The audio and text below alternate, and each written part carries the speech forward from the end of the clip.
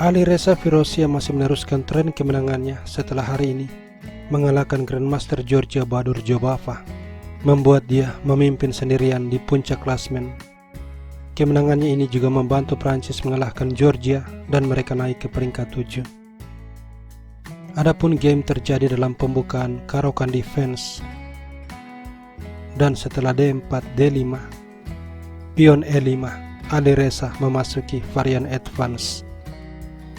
Gajah dikembangkan, kuda dikembangkan, pion E6 dan gajah E2.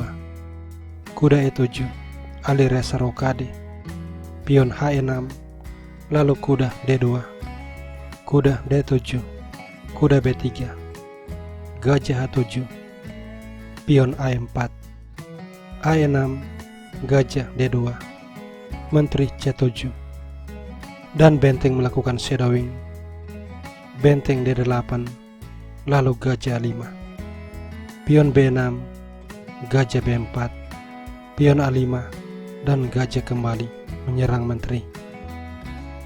Menteri B7, menteri D2, kuda C8, gajah ditukar, kuda makan, dan kuda E1, kuda E7, kuda D3, kuda D7, dan kuda F4.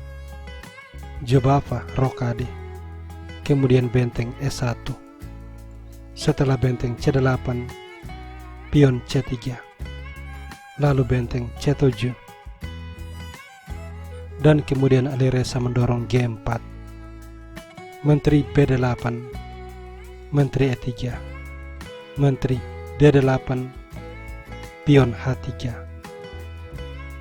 lalu raja ke petak H8 dan kuda ke petak D2. Pada langkah ke-25, pion C5 dimainkan Jobava dan Alireza memainkan langkah yang sangat penting, gajah B5. Langkah ini nantinya akan digunakan untuk meluncurkan taktik deflection yang akan memuluskan rencana Alireza menyerang di sayap raja. Jobava melanjutkan kuda C6, raja H2, lalu pion ditukar, pion makan, dan kuda B4.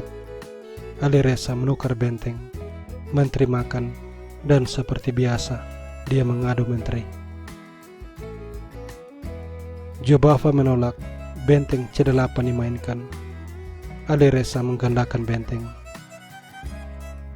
Dan di sini pada langkah 31, Jobava melepas taktik interference, gajah C2.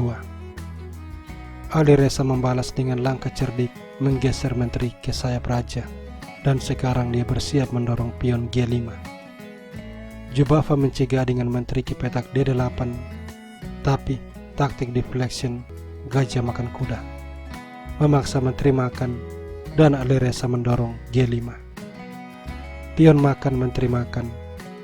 Jobava mengadu menteri, tapi menteri skak, raja G8, dan kuda yang lain mendekat ke sayap raja.